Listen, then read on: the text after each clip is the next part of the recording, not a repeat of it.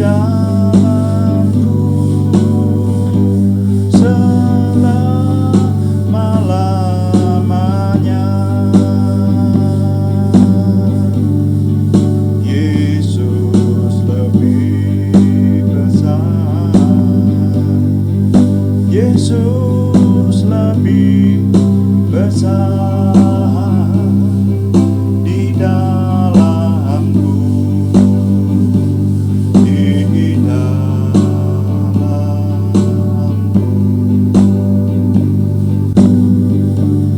Yesus terlebih besar, Yesus lebih besar di dalamku selama-lamanya. Benar Tuhan, inilah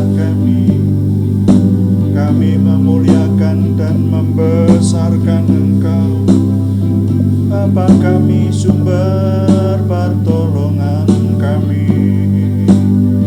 Kami menyembah-Mu, mengagungkan Engkau Bapa. Terpuji, puji, pujilah nama-Mu. Yesus lebih besar, Yesus lebih besar di dalamku, di dalamku.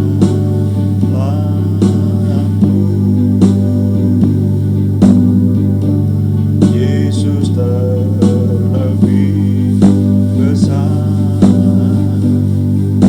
Yesus lebih besar di dalamku selama-lamanya.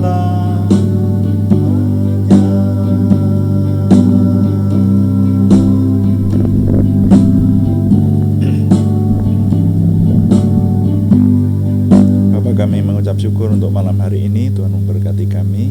Sekarang kami mau melanjutkan merenungkan firman-Mu. Urapi kami semua supaya firman-Mu menjadikan kami semakin memperoleh pengenalan akan Tuhan lebih lagi. Kami berada di jalan yang lurus. Kami mengenal Tuhan yang Maha Kuasa, yang sesungguhnya, yang kami kenal dalam nama Tuhan Yesus Kristus. Dan kami beroleh dalam hidup kami, baik selama ada di dunia ini maupun ketika pada waktunya kami berada di hadapan Tuhan. Kami tetap mendapatkan tempat kemuliaan. Roh Kudus mohon menolong kami sehingga hidup kami semakin berkemenangan. Urapi pembahasan mengenai firman Tuhan sehingga oleh penerangan Roh Kudus kami mampu memahami firman Tuhan yang akan kami renungkan ini, juga ketika kami nanti melayani Tuhan dengan doa. Dalam nama Tuhan Yesus Kristus kami berdoa. Haleluya. Amin. Amin. Selamat malam Bapak Ibu Saudara yang sudah bersekutu bersama dengan kami saat ini. Nah, mari kita melanjutkan perenungan kita akan firman Tuhan.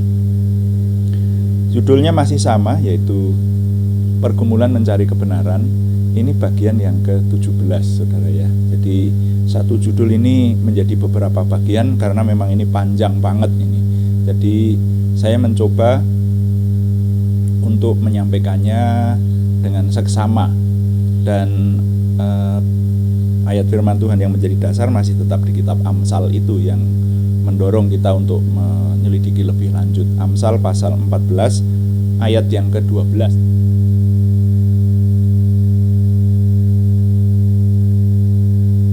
Amsal pasal 14 ayat yang ke-12, firman Tuhan berkata, ada jalan yang disangka orang lurus tapi ujungnya menuju maut. Nah, ini mendorong saudara dan saya untuk meneliti supaya kita berada di jalan yang lurus. Kita menyembah Tuhan yang benar. Nah, Tuhan yang benar itu yang mana? Karena sekali lagi di dunia ini ada banyak konsep penyembahan tentang Tuhan. Ada konsep banyak konsep tentang Tuhan, tentang yang Maha Kuasa itu sendiri, dan penyembahannya berbeda-beda, bahkan juga ciri khasnya berbeda-beda, bahkan surga dan nerakanya berbeda-beda, saudara. Nah, ini sudah kita renungkan di bagian-bagian sebelumnya ya. Sekarang kita sampai kepada mengkritisi keberadaan Mesias, mengkritisi keberadaan Mesias yang ternyata oleh salah satu kepercayaan, yaitu iman Kristiani, menyatakan bahwa Tuhan itu menjadi manusia dan namanya Yesus Kristus. Nah, kemarin sudah kita kritisi mulai dari awal banget itu, mulai dari bermacam-macam tentang Tuhan, dan bahkan sekarang kita sampai kepada pembuktian bahwa Yesus itu Tuhan, nah gitu, yang menjadi manusia atau mengambil rupa manusia, tepatnya semacam itu. Nah, ini sudah kita teliti di bagian-bagian sebelumnya mengenai nubuatan-nubuatan akan kelahiran Mesias yang nanti akhirnya ternyata memang terbukti di dalam Yesus Kristus itu. Dan sekarang kita sampai kepada hal-hal yang menunjukkan bahwa ada hal-hal yang luar biasa dari kehidupan pribadi Yesus Kristus itu. Keluar biasaannya bagaimana? Nah, kemarin sudah kita teliti adalah ketika dinubuatkan bahwa Mesias itu akan lahir dari seorang dara yang masih virgin. Nah, ternyata terbukti ya di dalam Maria tunangan Yusuf, ya sudah kita teliti kemarin. Nah, sekarang saya ingin mengajak Bapak Ibu Saudara di bagian yang ke-17 ini mengkritisi bahwa Yesus itu tidak pernah berbuat dosa. Jadi saudara-saudara, ketika saya meneliti dari banyak yang sempat saya jumpai dari banyak keyakinan itu, nabi-nabi dari banyak keyakinan itu tetap punya dosa, saudara. Ada yang saya tahu ya sekarang ini, satu orang nabi yang diyakini tidak berbuat dosa oleh para pengikutnya. Tapi ternyata tanpa mereka sadari ada satu ayat yang menunjukkan bahwa nabi itu berbuat dosa. Nah, itu membuktikan bahwa yang tidak berbuat dosa itu hanya satu, Mesias, yaitu Tuhan Yesus sendiri. Nah, lalu bagaimana kalau kita meneliti di kitab suci kita, Yesus yang tidak berbuat dosa itu penjelasannya bagaimana? Saudara, saya jumpai di dalam Injil Yohanes pasal yang ke-8 ayat yang ke-46 ya. Ini adalah di bawah judul keturunan Abraham yang tidak berasal dari Allah. Nah, ini Tuhan Yesus itu mengadakan dialog dengan orang-orang sekitarnya waktu itu, dan salah satu pernyataan yang Tuhan Yesus sampaikan di ayat 46 dari Yohanes pasal 8, itu Tuhan Yesus berkata begini, "Siapakah di antaramu yang membuktikan bahwa aku berbuat dosa? Apabila aku mengatakan kebenaran, mengapakah kamu tidak percaya kepadaku?" Nah, ini bagi saya ini bagian yang pertama ini menunjukkan bahwa Tuhan Yesus itu menantang kepada orang-orang di sekitarnya, atau kalau boleh saya katakan menantang kepada dunia. Siapa yang bisa membuktikan bahwa Yesus atau aku, di situ disebutkan aku Yesus itu pernah berbuat dosa? Saudara, tidak dikisahkan bahwa Yesus itu pernah menipu, Yesus pernah korupsi, ya, manusia Yesus itu pernah mencuri, berzina, tidak ada. Ya, di kitab manapun tidak pernah ada. Dan kitab apapun, kecuali kalau nanti ada fitnah ya, kitab karangan. Karena sampai sekarang ini ada fitnah loh, saudara. Ada kitab suci yang karangan sebetulnya, lalu diakui yang namanya Injil Barnabas itu sebetulnya penulisnya bukan Rasul Yesus, ya, penulisnya bukan orang yang bisa dipertanggungjawabkan bahwa dia tahu betul tentang Yesus. Karena apa? Karena bahkan Injil Barnabas itu sendiri isinya bertolak belakang. Ya, sudah dibahas tuh, itu ada buku-buku yang membahas lah. Dikatakan di sana kebalik-balik gitu, ada yang mengatakan dari satu tempat ke tempat yang lain itu dikatakan seharusnya tidak turun, tapi dikatakan dari satu tempat turun ke tempat lain, padahal geografisnya itu tidak turun lah, kan berarti penulisnya itu ngawur seperti itu. Nah, kalau kitab-kitab yang sesungguhnya tidak ada, yang punya catatan bahwa Yesus itu pernah berbuat dosa. Makanya Tuhan menantang, dan kalau menurut saya ya di kitab suci kita ini di sini ini ya satu-satunya tokoh yang tidak pernah berbuat dosa itu hanya Tuhan Yesus Kristus. Dan itu tantangan Tuhan Yesus itu sampai sekarang ini tidak ada orang yang bisa menjawab, membuktikan bahwa Yesus punya dosa. Tuhan berkata, siapakah yang dapat mengatakan bahwa, siapa yang dapat membuktikan, siapa di antaramu yang dapat membuktikan bahwa aku berbuat dosa? Tidak ada. Saya menjumpai ada orang sekarang yang menyampaikan, tapi menyampaikannya ngawur. Siapa itu? Teman saya, saudara. Saya pernah punya teman dekat gitu, ya tidak seiman tentu saja. Lalu dia berkata begini, yo gampang toh membuktikan bahwa Yesus itu berdosa. Gimana membuktikannya? Membuktikannya adalah dia dialog sama saya akhirnya. Ayo aku tanya, Yesus itu dihukum mati betul? Saya jawab betul. Siapa yang menghukum mati? Yang menghukum mati, yang ketok palu sebetulnya Pontius Pilatus kan waktu itu. Nah itu mewakili pejabat mana? Itu pejabat pemerintah Roma. Nah dia langsung tabrak aja, dia berkata begini, kalau pemerintah itu menjatuhkan di pengadilan itu dia bersalah lalu dihukum mati, nah itu berarti dia memang orang berdosa, dikatakan begitu.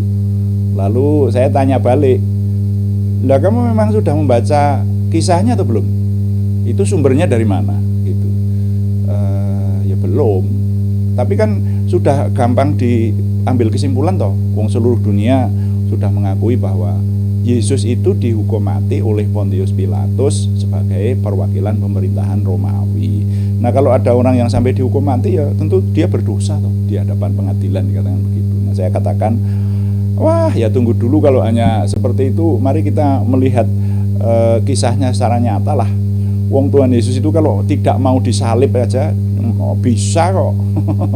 Yang mau memegang dia aja, mau menangkap dia itu ada jatuh ke tanah karena wibawa perbawa Tuhan Yesus yang besar kok. Terus hanya dikatakan dihukum mati oleh pemerintah, dosa selesai. Bukan begitu. Pemerintah bisa salah itu sampai sekarang, pemerintah banyak salah. Wah sampai pengadilan sekarang banyak salah aja bisa kok, kasus Sengkon dan Karta itu sampai menjadi melegenda di Indonesia itu karena menghukum orang yang salah lah. Seperti itu. Nah, Yesus itu tidak salah. Ya. Pontius Pilatus menghukum Yesus dengan salib itu karena teriakan orang banyak yang berkata salibkan dia, semacam itu. Nah itulah. Nah jadi tidak ada yang bisa membuktikan bahwa Yesus itu pernah berbuat dosa. Lalu satu lagi saya ingin menambahkan, ini sepertinya pembuktian bahwa Yesus tidak pernah berbuat dosa ini juga tidak bisa hanya dalam satu bagian. Ini ada nanti beberapa ayat, tapi saya tambahkan satu ayat lagi, yaitu penegasan tentang Yesus tidak berdosa itu oleh Yudas Iskariot. Jadi kalau menjawab pertanyaan tadi, di Injil Yohanes pasal 8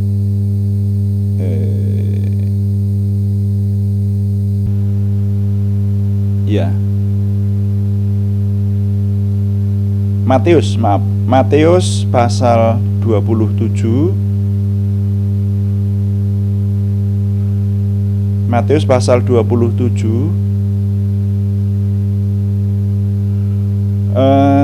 kita baca mulai ayat 1, mungkin akan lebih jelas ya. Saya baca untuk saudara ya. Matius 27. Ketika hari mulai siang, semua imam kepala dan tua-tua bangsa Yahudi berkumpul dan mengambil keputusan untuk membunuh Yesus. Mereka membelenggu dia lalu membawanya dan menyerahkannya kepada Pilatus, wali negeri itu. Pada waktu Yudas Iskariot ini yang dimaksud, yang menyerahkan dia, melihat bahwa Yesus telah dijatuhi hukuman mati, menyesalah ia. Lalu ia mengembalikan uang yang 30 perak itu kepada imam-imam kepala dan tua-tua dan berkata, aku telah berdosa karena menyerahkan darah orang yang tak bersalah. Perhatikan di sini. Tetapi jawab mereka, apa urusan kami dengan itu? Itu urusanmu sendiri. Maka ia Yudas, ia pun melemparkan uang perak itu ke dalam bait suci, lalu pergi dan dari situ dan menggantung diri. Nah, jadi ada beberapa ayat yang menegaskan hal ini. Di sini dikatakan Yudas yang mengkhianati Tuhan Yesus itu pun akhirnya menyesal dan dia mengakui dia sudah menjual darah orang yang tidak bersalah. Jadi ya, berbicara mengenai Yudas ini perenungan tersendiri. Ini pribadi yang cukup tragis ya, karena mengkhianati Tuhan Yesus lalu akhirnya justru menggantung diri. Itu padahal murid inti Tuhan Yesus. Makanya perhatikan, jadi murid itu harus benar-benar sungguh-sungguh kepada Tuhan. Yudas dikatakan waktu itu kan termasuk 12 orang pilihan itu. Tapi dikatakan iblis merasuki Yudas. Ada ayatnya. Saudara nanti bisa meneliti di situ. Nah, tapi pada akhirnya yang ingin saya garis bawahi, saya tekankan adalah bahwa Yudas menyatakan ia sudah menjual darah orang yang tidak bersalah. Nanti masih ada lagi ayat-ayat yang kita teliti di bawahnya, tapi kayaknya waktunya nggak cukup kalau ini dijelaskan semuanya sekarang. Jadi sampai di sini dulu. Kita merenungkan sekarang bahwa Yesus itu tidak pernah berbuat dosa. Dan ini poin besar. Jadi kalau kita memiliki tokoh yang namanya Yesus Kristus yang kita percaya sebagai Tuhan, Allah, Elohim, Yehuwah, disebut apapun, Bapa sesembahan kita, itu ya, Juru Selamat, Sang Pamarto, Imam Besar Agung kita itu mantap, tidak pernah berbuat dosa. Kalau ada sekarang fitnah yang mengatakan Yesus itu berbuat dosa, diajak diskusi orang yang memfitnah, sumbernya dari mana? Seperti itu. Tapi kalau sumber-sumber resmi yang bisa dipertanggungjawabkan itu menyatakan Yesus Kristus itu pribadi yang tidak pernah berbuat dosa. Karena itu kita memiliki sebuah dasar yang kuat, percaya kepada Tuhan yang Maha Kuasa, yang kita kenal dalam nama Tuhan Yesus Kristus, yang tidak pernah berbuat dosa. Jadi hari-hari ini dan bagian-bagian berikutnya nanti kita masih akan melanjutkan mengkritisi keistimewaan dari Mesias, mengkritisi bahwa Yesus adalah Tuhan yang mengambil rupa manusia. Ini dengan beberapa seginya yang kita ambil dari kitab suci. Mari nanti kita lanjutkan, kita kritisi terus ya. Hari ini sampai kepada Yesus tidak pernah berbuat dosa. Untuk bagian ini nanti masih diteruskan berikutnya. Tuhan dipuji, amin. Mari kita berdoa Bapak Ibu Saudara sekalian.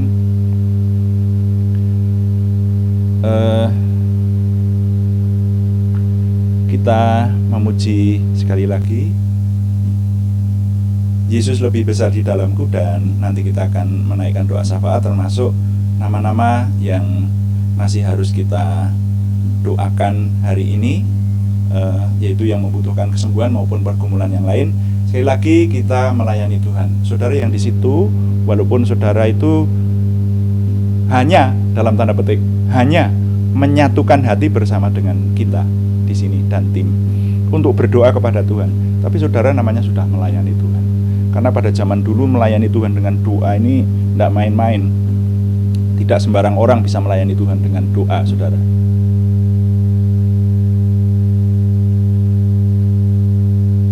Yang bisa melayani Tuhan dengan doa itu hanya para imam.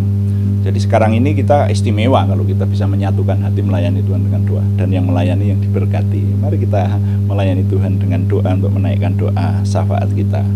Yesus lebih besar di dalamku. Haleluya.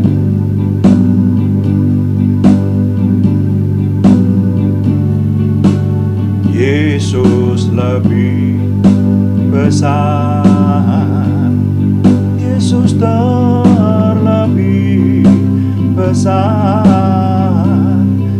di dalamku, di dalamku.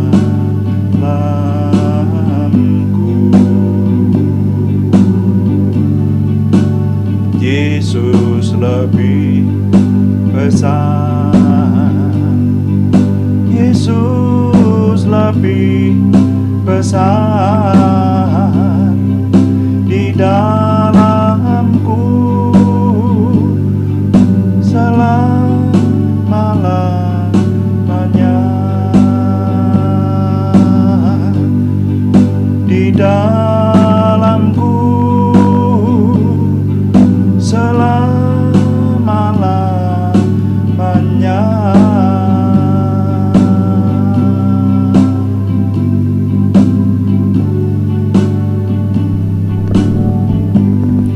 Bapa, kami mengucap syukur untuk hari ini. Kami mengucap syukur untuk semua yang kami kerjakan dalam doa malam ini. Kami berterima kasih Tuhan memberkati kami dengan firman-Mu yang memberikan kepada kami iman semakin kuat, semakin berakar di dalam Tuhan Yesus Kristus sesuai dengan firman-Mu.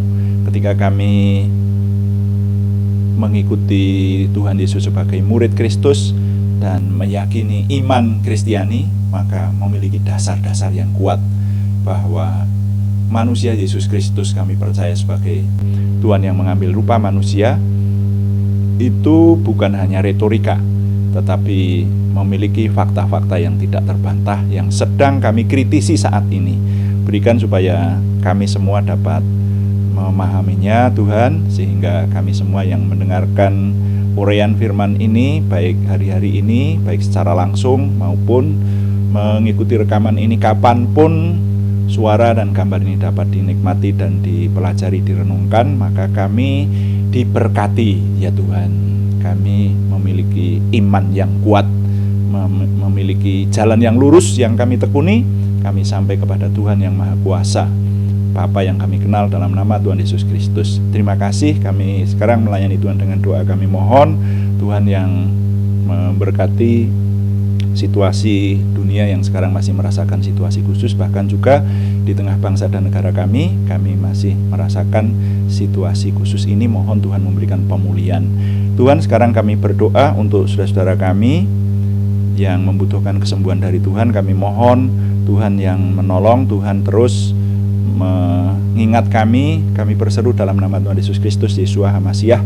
Kami mohon Tuhan memberikan kesempurnaan kesembuhan kepada saudara kami Aryati Wirawan, saudara kami Arni Setiawati, saudara kami Budi Suswanti, saudara kami Moh Salam, saudara kami Partijah, saudara kami Indrawati, semuanya di Purwodadi. Juga kepada saudara kami Endah Rukmati, saudara kami Anak Alek Geovanu Wibowo, saudara kami Supriyanto, saudara kami Endang Wilandari, semuanya di Salatiga. Saudara kami Kristiningsih Joko Widodo, saudara kami Sugiem Joyo Suwarno, semuanya di Yogyakarta, dan saudara kami Siti Rondiah, saudara kami Cahyani Bagiowati, semuanya di Semarang. Kami mohon Tuhan yang menjamahkan tangan Tuhan memberikan kesempurnaan kesembuhan dan memberikan kenyamanan dalam tubuh dan hidup mereka ya Tuhan, yang setiap hari sekarang ini merasakan sakit di dalam tubuh mereka. Kami mohon Tuhan memberikan kenyamanan, Tuhan memberikan kesembuhan sempurna dalam nama Tuhan Yesus Kristus. Terima kasih. Sekarang kami juga berdoa untuk pergumulan yang lain selain kesembuhan, yaitu pergumulan dari saudara kami Sri Purwati di Penawangan, saudara kami Yohana Asri Sabtorini di Kediri. Tuhan yang menjawab doa-doa dari saudara kami ini, memberikan terobosan baru, memberikan jalan keluar sehingga pertolongan Tuhan nyata buat kami semua. Akan menjadi kesaksian yang baik yang meneguhkan iman kami, meneguhkan iman banyak orang, dan membawa kami kepada kesempurnaan lebih lagi, ke arah kesempurnaan Tuhan.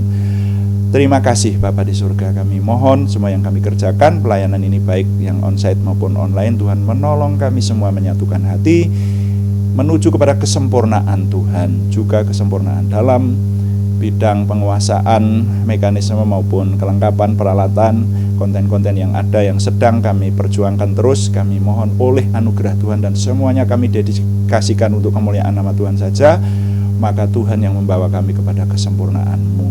Kami percaya ketika Tuhan kami muliakan, maka kami semua diberkati. Terima kasih Bapa, kami mengucap syukur setiap hari Tuhan memberikan kepada kami firman-Mu yang luar biasa, menolong kami semakin mengalami pengenalan akan Allah lebih lagi, semakin memiliki percaya diri, semakin memiliki antusiasme, optimisme, semangat dan bergairah menyambut masa depan kami untuk menang bersama dengan Tuhan. Terima kasih Bapa. Kami mohon Tuhan yang menyempurnakan doa kami oleh pertolongan dan pimpinan Roh Kudus, karena semuanya kami persembahkan dengan mantap percaya dalam nama Tuhan Yesus Kristus Juru Selamat kami. Haleluya. Amin. Demikian doa malam hari ini, saudara sekalian. Terima kasih kepada semua yang sudah mendukung, dan tetap kami mengharapkan dukungan doa, juga dukungan subscribe, like, komen, dan share, bagikan kepada teman-teman lain, sehingga banyak teman yang mendukung, banyak teman yang diberkati bersama dengan kita. Selamat malam, Tuhan memberkati.